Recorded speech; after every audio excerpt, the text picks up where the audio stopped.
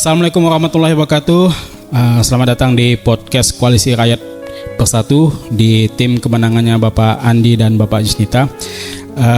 Kali ini saya menghadirkan calon wakil wali kota Singkawang yang mendampingi Bapak Andi di kontestasi Pilwako Kota Singkawang di tahun 2024. Saya sudah menghadirkan namanya Bapak Yusnita. Selamat pagi Pak. Pagi. Sehat, Assalamualaikum warahmatullahi wabarakatuh. Waalaikumsalam warahmatullahi wabarakatuh. Beliau ini adalah seorang birokrat yang sangat paham betul ya terkait alur pemerintahan dan telah menjabat di beberapa posisi yang penting di sebuah organisasi pemerintahan, yaitu sebuah organisasi yang tentunya untuk melayani masyarakat. Dan pengalaman beliau yang sangat sudah lama berkecimpung di ASN tentu banyak sekali kemampuan-kemampuan dalam melayani masyarakat secara maksimal, cepat, dan efektif. Saya akan membahas terkait integritas seorang Bapak Yusnita, seorang yang sudah pensiun ya Pak ya saat ini ya. Boleh Pak perkenalkan diri dulu Pak, terkait latar belakang Bapak seperti apa, lahirnya di mana kayak gitu. Ya, terima kasih. Saya asli birokrat, asli birokrat. Nggak kaleng-kaleng. Iya, ASN sudah berapa tahun dulu Pak? Ini 30 tahun lah pensiun, umur 60. Sekarang umur 26, udah 62. Okay. Saya lahir salah satu kota kecil di Aceh. Di Aceh ya. Tamat TK, SD, SMP, SMA di Banda Acehnya. Kemudian kuliah terakhir di pertanian tahun 91. Kemudian selesai kuliah langsung hijrah ke Jakarta. Oke. Ke Jakarta. Kuliah di Jakarta waktu itu Pak ya? Kuliah di Aceh. Oh, kuliahnya di Aceh. Begitu selesai langsung ke Jakarta. Oke, selesai kuliah di Aceh langsung ke Jakarta. Jakarta. Waktu itu langsung kerja atau gimana Pak? Kerja untuk cukup makan lah.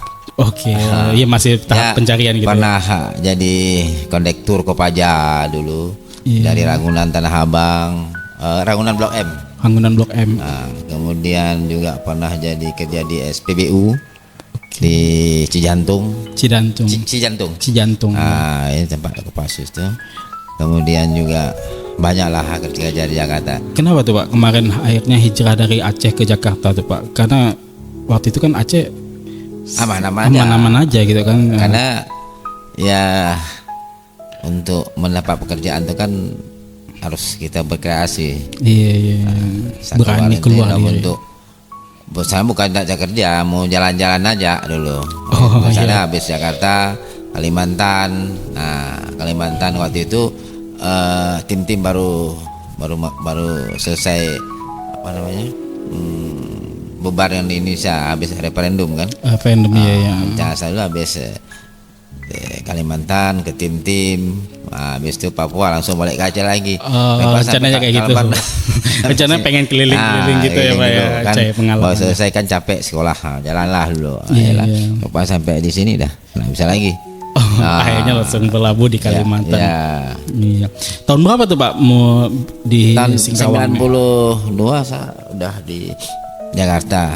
92 Jakarta sampai 92 Jakarta, kemudian 93 di Singkawang. Waktu itu masih Kabupaten Sambas. Jadi awal akhir 92 saya udah hijrah ke Kalimantan. Dulu pakai kapal laut ya. Berapa ada ongkosnya? 25.000 loh. Kapal laut. Masih murah sekali ya. Sampai Jakarta Pentana. Kemudian saya pernah ngajar di sekolah pertanian di Sembalit Jangkung. Oh, pernah pertama datang. Kemudian jadi sempat jadi guru gitu ya Pak ya? Sempat. Jadi suara ya kan jurusan itu pasti diterima. Kemudian karena itu Kabupaten Sambas masih waktu itu kita ikut seleksi untuk jadi PNS di Kabupaten Sambas tahun 93. Ikut tes, kemudian lulus. Satu kali ya tuh Pak? Sekali ya. Alhamdulillah Pak, rezeki Pak. Jadi ramai ikut tes waktu itu. Iya. 93 lulus. Itu masih Kabupaten Sambas ya. kita pertama di sekretariat itu ditugaskan di sekolah pertanian honor di sana. Honor nanti ditugaskan perbantu kan di sana. Iya. Sedangkan gaji kita tetap di Pemda Sambas tadi. Tahun 95 itu kan ada otonomi daerah. Iya. Nah, karena tenaga di kantor tarik kembali lah. Nah, kita di kantor tuh mulai dari nol lah, dari ulang lagi ya. dari bikin amplop, kemudian walaupun sarjana bisa hantar surat. Tapi kan terus kalau zaman dulu kan nggak ada HP yang itu, ya kan? Mungkin sukanya masih pakai ketik. Jadi bikin amplop apa sih? Dan dari karya itu dari bawah. Mulai dari staf naik terus, ya. Nah, kemudian pecah Singkawang dengan Bengkayang. Kan Sambas dengan Bengkayang pecah. Sambas bagi dua. Jadi saya ambil ke Sambas sama istri. Kemudian Bengkayang termasuk Singkawang Bengkayang waktu itu. Nah, setelah itu kan pecah lagi Singkawang 2001 kan. 2001 ya. Singkawang Bengkayang. Nah, jadi Singkawang saya pindah dari Sambas pindah ke Singkawang begitu otonomi daerah dibentuk. Nah, saat itu masih Pak Wali Kota Pak PJ Pak Awang. Waktu itu udah masuk saat periode pertama beliau udah masuk langsung ditempatkan di Bapeda. Nah, itu staf Bapeda, koordinator, kemudian litbang berjalan sampai saya megang jadi sekretaris Bapeda cukup lama rasanya. Sampai 2012. Sekretaris Bapeda dari staf Kabit Litbang, kemudian Ketua Kabak TU, OPD-nya berubah, struktur organisasinya berubah sampai sekretaris. Jadi sampai sekretaris itu sampai tahun 2012 sampai Pak Awang dipilih kembali. Berarti lebih banyak karir Bapak tuh di Bapeda Pak ya? Bapeda ya. Oke. Sebelum kita jauh membahas ASN, saya pengen tahu dikit nih Pak terkait keluarga. Bapak di sini tinggalnya di mana Pak? Kalau di Singkawang? Saya di sini tinggal di Jalan Nusa Baru. Jalan Nusa Baru, Kampung Tengah ya? Kampung Tengah, ya itu. Yang ada masjid tuh. Tahun 90, mulai saya nikah 93 juga. 93 ya. Gitu, 93. Nah, sampai hari ini masih tinggal di sana. Nusa Baru. Sudah lama sekali berarti tinggal di situ. Pembangunan jadi pengurus masjid itu sampai dari sampai sekarang lah masih salah satu dan pembina di masjid. Yaitu jadi ketua pembangunan. Membangun masjid itu ya. Atau Quran Tengah. Anak ada 3. Anak Bapak ada 3 ya. Yang pertama itu perempuan, sekarang sudah kerja di rumah sakit Abdul Aziz. Yang satu di Abdul Aziz. Apoteker. Yang kedua dia konsultan di Aceh ya. Di arsitek kemarin. Nah, yang kecil masih di sini baru selesai wisuda kemarin. Baru selesai wisuda kemarin ya. Berarti ada satu yang kembali lagi ke Aceh nih berarti Pak. Pulang kampung berarti dia. Dulu waktu dia kan dua-duanya sekolah di Taruna, di SMA Taruna, kemudian dulu PMDK undangan enggak? Undangan dapat di Aceh. Kemudian kuliah sampai selesai, kerja Jakarta, sempat kerja Jakarta, kemudian dapatnya dapat jodoh di sana lah. Nyentol ya di sana. Ya apa pulang ke lahiran ayahnya. Pak, kalau posisi strategis Pak yang pernah Bapak emban di pemerintahan selama ini? Sebenarnya dalam pemerintahan itu semua strategis, tidak ada strategis. Semuanya strategis Pak. OPD itu strategis semua. Cuma bagaimana kita memanfaatkan peluang itu sendiri. Saya kan dari Bapeda zaman Pak Awang dilantik menjadi Kepala Dinas Pertanian. Itu salah satu strategi juga. Strategi juga Pak ya. Walaupun tukang ketik gitu Pak ya. Itu Bapeda. Bukan itu. Saya di pertanian itu kan kita Kepala OPD. Menyusun bagaimana meningkatkan pendapatan petani. Katakanlah petani yang selama ini mereka di sawah itu habis panen pakai pikul. Yeah.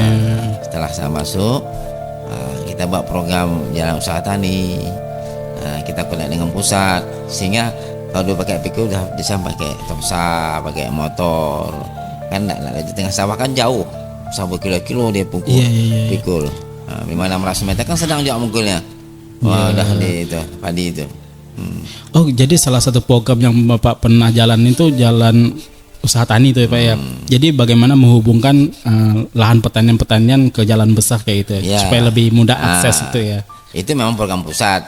Tapi program pusat itu kan tanpa dikoordinasikan belum dapat juga, apalagi kita kota. Sehingga ini orang kota. Karena orang pusat juga aneh, kok kota ada pertanian gitu. Waktu itu kan dinas pertanian kehutanan, hutan juga ada, perkebunan juga ada.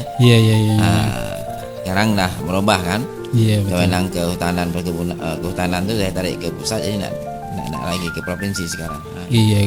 Kita di daerah harus bisa mengimplementasikan sesuai dengan kondisi kultur masyarakat, kondisi petani. Jadi semua daerah nggak sama berarti kultur pertaniannya Pak. Apalagi lahan kita ini saya carikan sekitar 1.000 lebih hektarnya masih. Tidak mungkin tercukupi untuk kebutuhan pangan kita. Kemudian saya 2 tahun di Bapeda, Bapeda di perencanaan. Memang istilahnya Bapeda itu kan memang tempat ruang masak, ya kan? Tempat ruang masak. Merancang ini. Tapi dah barang itu dah ada, kalau tidak ada duitnya sama juga. Tinggal pimpinan lagi yang akan memutuskan siapa memutuskannya, kan wali kota. Tinggal pucuk lagi. Udah kita buat perencanaan gini begitu.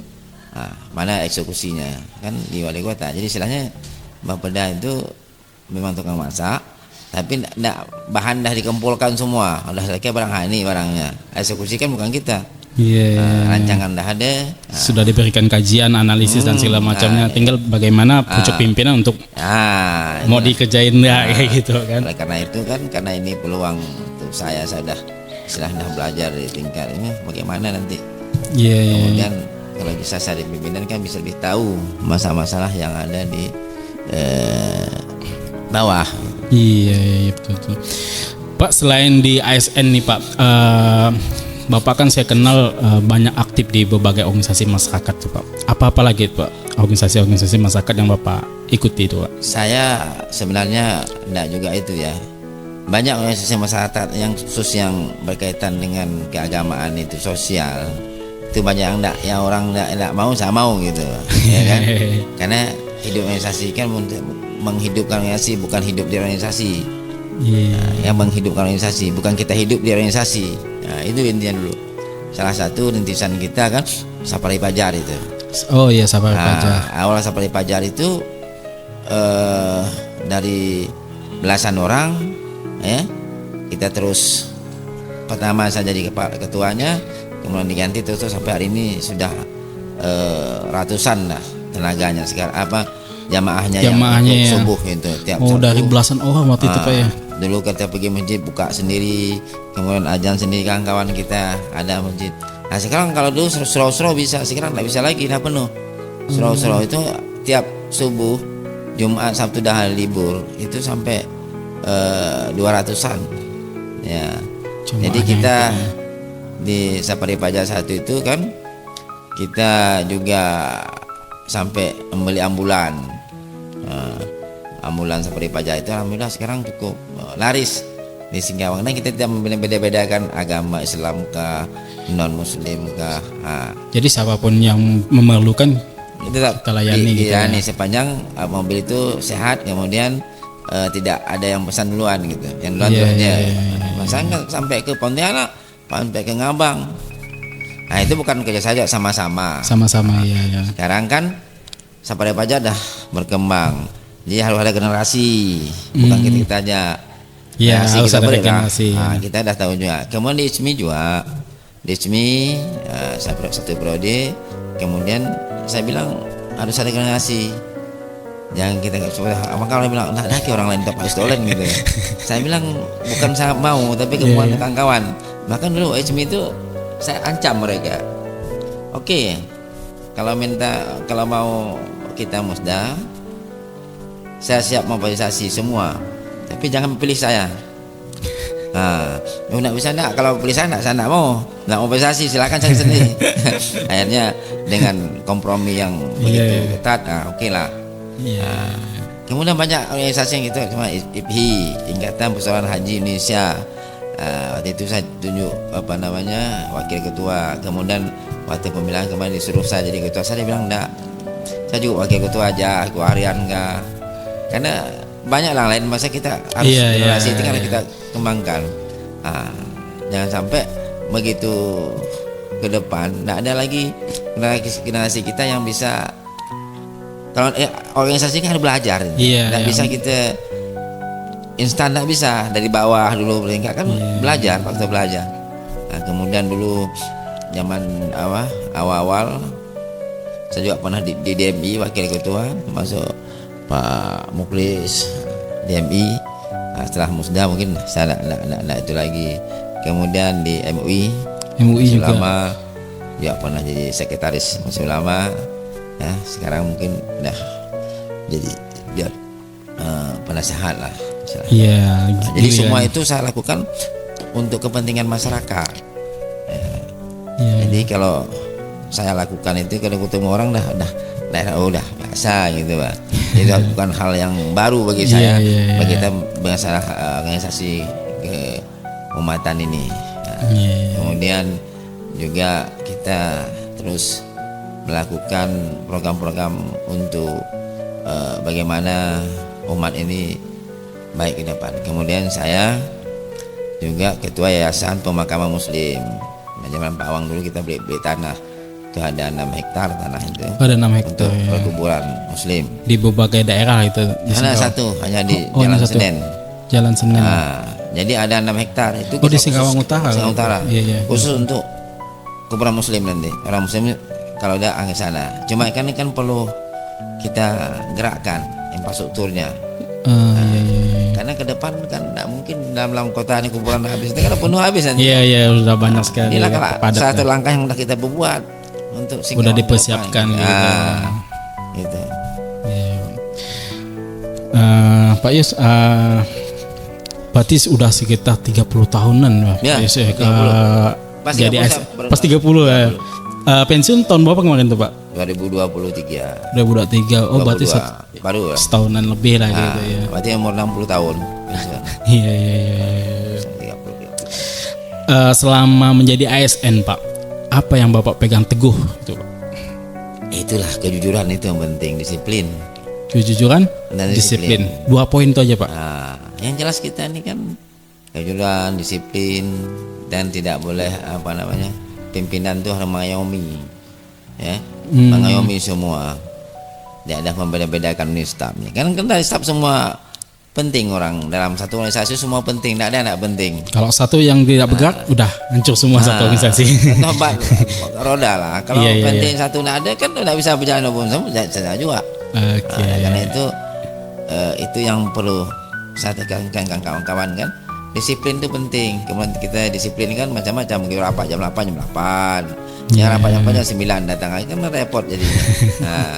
Kemudian jujur melaksanakan tugas-tugas sesuai dengan aturan. Itu yang perlu kita tingkatkan.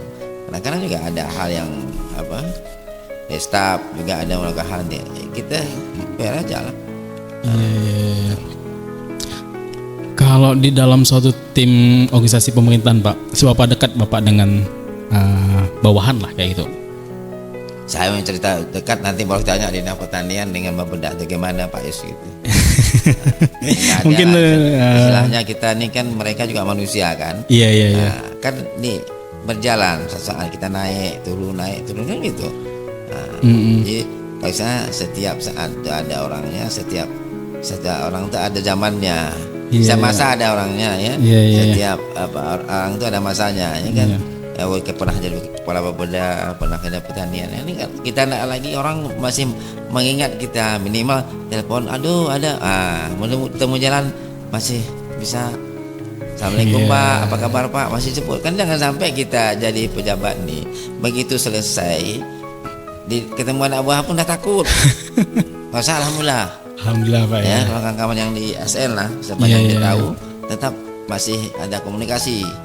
Berarti kalau kita ketemu di jalan, apa kabar cerita-cerita gitu, Bahkan anak-anak di pertanian Pak, kapan kita kumpul-kumpul makan-makan? Masih Pak ya, jalan komunikasi. Di rumah kan, aja. Nah, kemudian Sekarang ini kan saya juga ditunjuk sebagai ketua PMI di Singkawang. Jadi hal ini kan organisasi yang tidak mudah juga. PMI ini.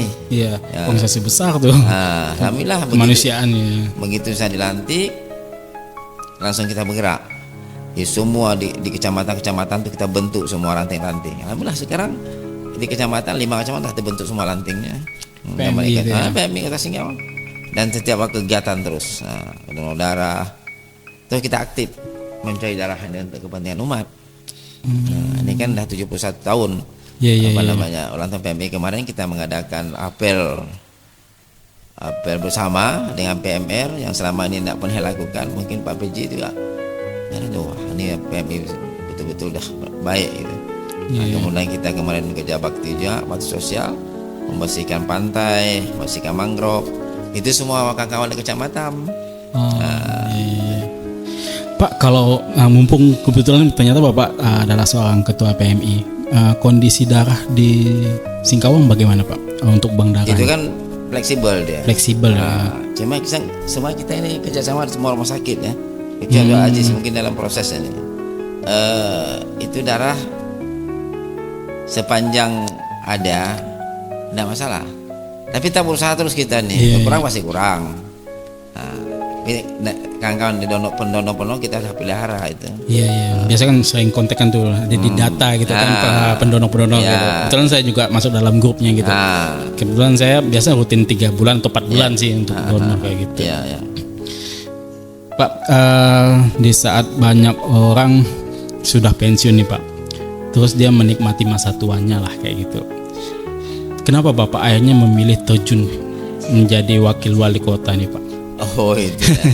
Gimana tuh Pak? Ya, selama pensiun, begitu pensiun, saya kan aktif di organisasi sepeda ya, ISI.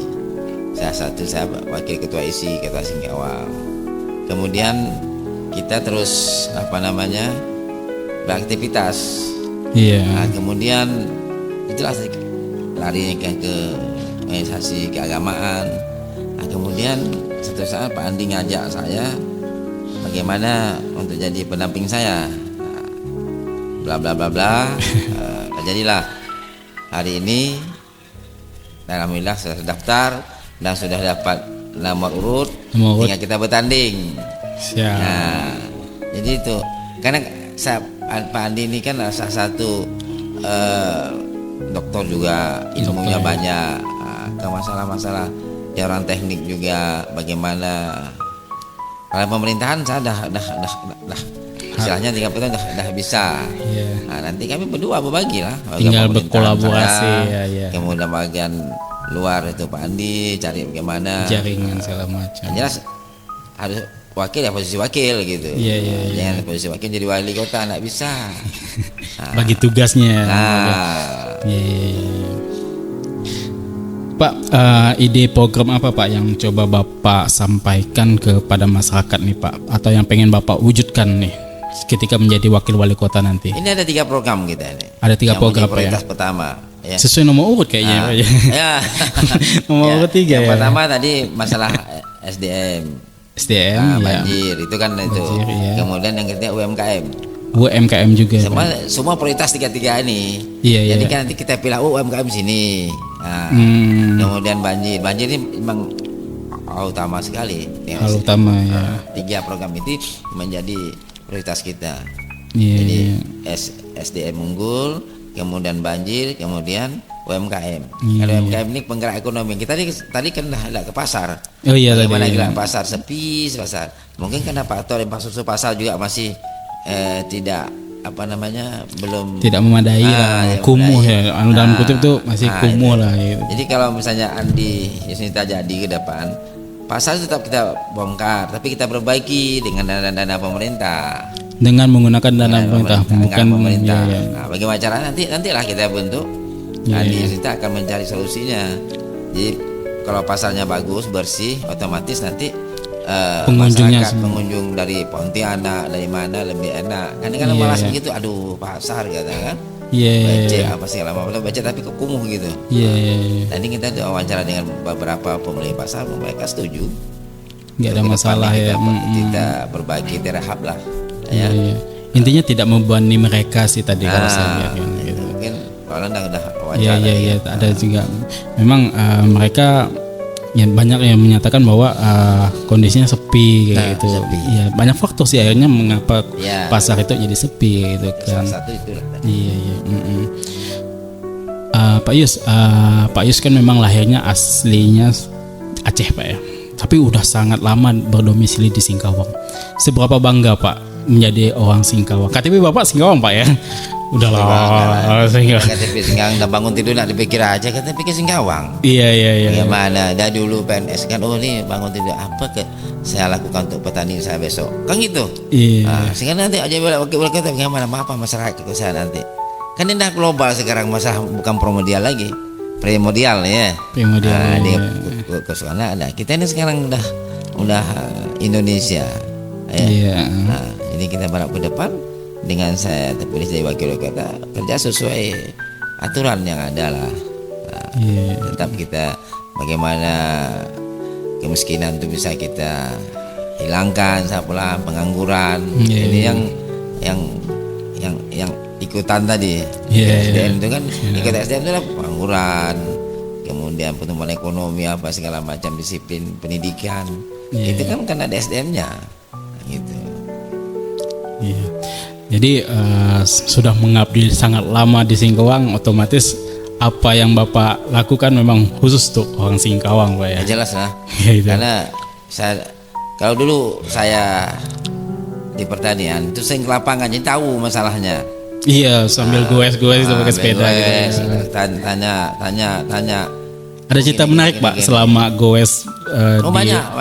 Apa tuh Pak? Kalau dulu saya waktu di dinas itu, suatu saat saya baru dilantik, saya pakai goes, kemudian saya ketemu petani, nggak tahu saya kepala dinas, mereka hanya bapak siapa, nggak saya mau tanya apa, siapa saya sidak, gimana perkembangan pegawai kita di lapangan. Mereka kan jujur petani, yang tidak tahu kita kan.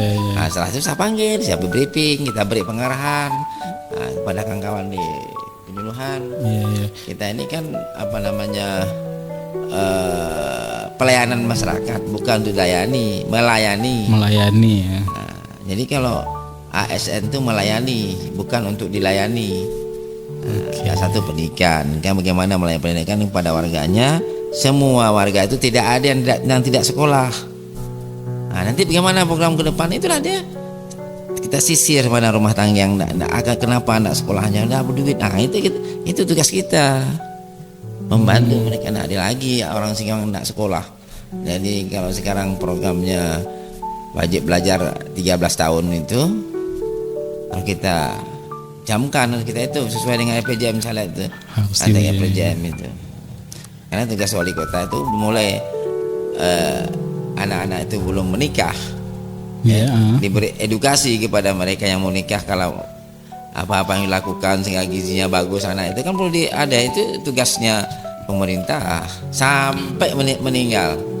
Nah, sebelum kami itu ada kena kesehatan, bagaimana supaya itu, itu ada edukasi-edukasinya sampai menikah, sampai anak sampai meninggal. Itu punya pemerintah.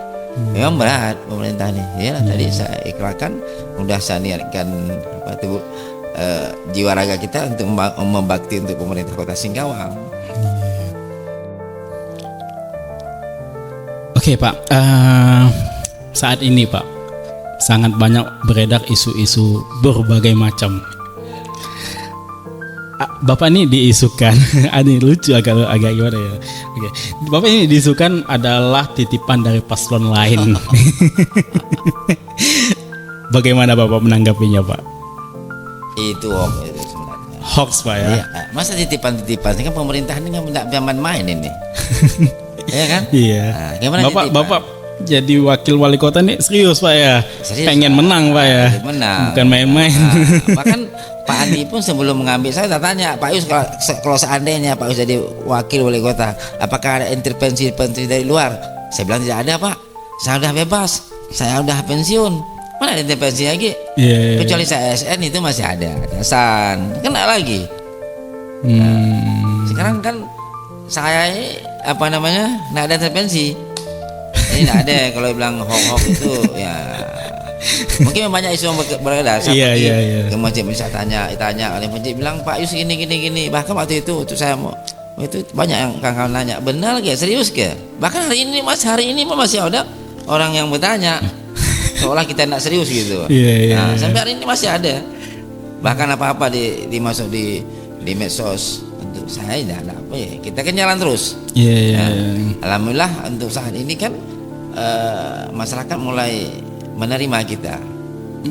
Isu yang dibuat kawan-kawan sebelah biarkan.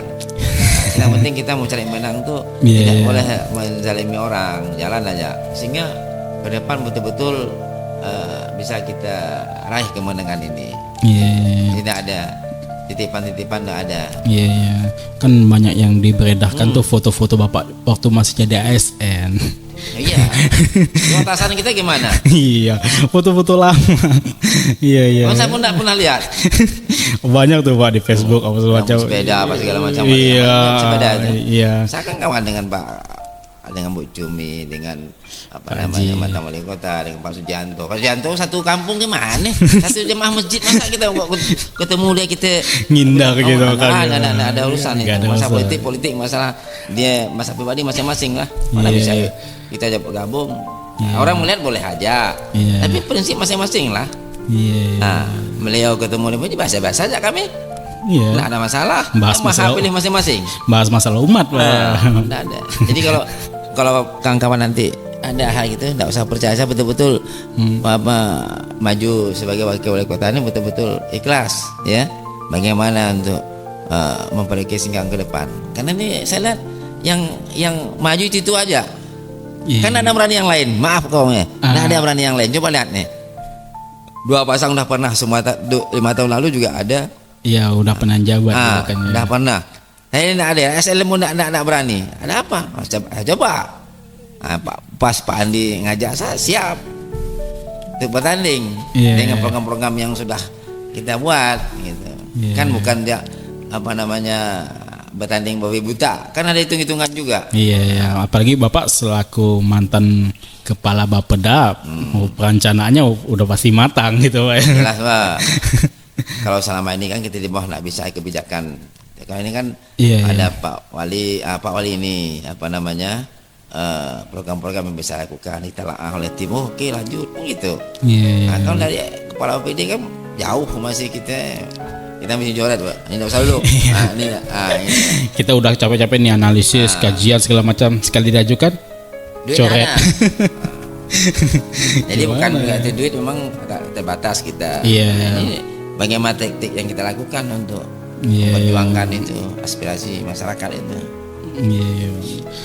Pak, jika terpilih nanti Pak, dengan segudang pengalaman Bapak, apa yang ingin Bapak perbaiki mungkin dari sisi birokrasi dan pertanian lah yang memang basic Bapak kayak itu? Supaya visi misi kita tadi bahwa SDM itu perlu ya. SDM pendidikan, kesehatan. Jadi tidak ada lagi orang tidak ada BPJS lah. Begitu yang berubah BPJS tidak ada. Karena itu orang miskin. Tadi malam kita minta aspirasi masyarakat, orang miskin itu banyak yang tidak mampu nak sekolah. Nah, tugas pemerintah itulah dia. Misalnya ada apa pengusaha di sekolah, itu kan perlu dihilangkan dengan berbagai macam cara lah. Nah, kalau sosial boleh aja, tapi kan itu kalau sepanjang itu memberatkan orang tua siswa, ngapa harus dipaksakan? Nanti ada uang bangun sekolah, bangun uang itu segala macam. Yang jelas apa? Pembangunan fisik sekolah itu tanggung jawab pemerintah.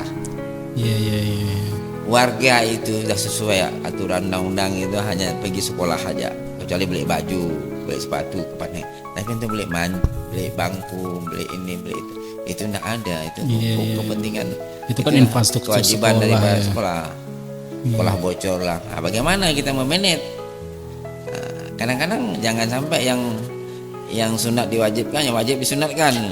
Nah, program utama ini. Nah, ini kalau kita nanti kan betul-betul seleksi, mendidikan apa? Kita lihat sekolah yang real mana, berapa kebutuhan sekolah itu apa-apa aja yang dibutuhkan. Kita akan turun lapangan ngecek langsung, monitor. Nah, maka sebenarnya di tiap-tiap itu kan ada kepala dinasnya masing-masing saat teknis. Nah, itu kan bisa kita monitor terus perkembangannya nanti. Nah, ini satu. Ini kemiskinan data, ini bantuan pusat ada, provinsi ada. Tapi masyarakat kita masih juga belum masih bertimpa-timpa juga bagaimana data itu. Tim TK, tim koordinasi penanggulangan kemiskinan tuh kalau dulu itu tugasnya wakil wali kota sebagai ketuanya atau wakil bupati. Nah, itu kan di situ aja banyak program yang bisa kita rekrut, kita tindak lanjuti. Kemiskinan itu kan ada kemiskinan yang mutlak, ada macam-macam, ada kedalamannya macam-macam. Nah, situlah nanti kita mulai bergerak yang pusat. Bisa satu bantuan, ada PKH-nya, ada macam-macam lah. Ada di provinsi, ada pusat provinsi sampai kota. Pak, sampai saat ini kan Bapak masih terus turun ke lapangan Pak ya untuk menyerap aspirasi masyarakat. Ada nggak Pak yang betul-betul menyentuh atau ibaratnya ternyata di Singkawang masih ada loh kayak gini gitu? Ini kita kota ya, luas wilayahnya luar biasa luas kita luas. Iya. Memang banyak kemiskinan masih banyak, rumah-rumah dalam ini masih banyak, terutama kemudian BABS itu masih banyak juga. Ya, pelan-pelan kita terus menata. Iya, kadang sumber air bersih juga tuh Pak. Mereka kadang di sana masih pakai air sumur. Iya. Air sumur lah masa sepanjang itu bisa bersih. Bersih. Ya. Nah, cuman ya air nada masih bisa dilakukan. Cuman memang yang dikhawatirkan di sekitarnya tuh banyak sawit. Takutnya tuh pupuk tuh kan nyerap tuh. Iya tuh sih yang membahayakan. Semua tuh. Iya. Jadi itu. Jadi untuk terjun ke dunia politik ini agak berat, tapi dengan kebersamaan itu bisa kita tindak lanjuti semua. Penting istiqomah Pak ya. Ya, istiqomah. Pak, himbauan Pak kepada para relawan dan tim kemenangan Andi Syarif dan Bapak Jusnita menuju tanggal 27 November nih Pak. Yang jelas pertama saya himbau kepada kita semua lah masyarakat Kota Singkawang bahwa pilkada ini adalah pesta demokrasi. Siapapun berhak dan punya punya kewenangan untuk ikut ya. Kemudian khusus untuk tim AI, marilah kita bekerja keras, nggak usah dipikirkan masalah lawan yang membuat kita itu terbuai dengan itu, tapi kita kerja terus ya, kerja tanpa henti untuk kemenangan AI. Jadi sehingga pada tanggal 20 nanti kita ngajak masyarakat bersama-sama untuk datang ke TPS. Bagaimana kita membujuk mereka bisa memilih atau AI gitu. Iya, penting tim bisa menyampaikan visi dan misi kepada masyarakat luas Pak ya. Itulah tiga visi misi yang menjadi prioritas kita. Yang pertama tadi SDM unggul, kemudian banjir dan UMKM. Nah, tiga hal ini menjadi prioritas utama yang harus kita realisasikan, implementasikan kepada masyarakat. Dan kami tidak mau berbohong-bohong. Ini menjadi catatan kita bersama. Saya berharap kepada kita semua tim AY bisa memahami ini. Kita bekerja keras untuk menang ya.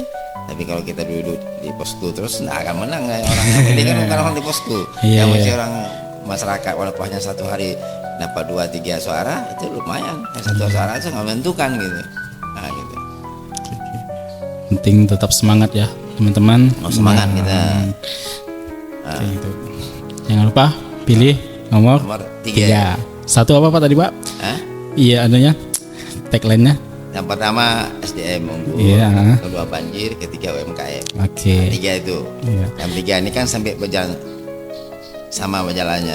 Oke. Jadi banjir kita push, kemudian SDM-nya kita push, UMKM-nya kita genjot sehingga ketiga bersama-sama jalan. Banjir kan banjir itu kan nanti kan di infrastrukturnya. Nah, kemudian SDM itu kan dinas pendidikan, kesehatan itu bagaimana sana. UMKM kan ada pertanian, dinas perindak, dan sebagainya.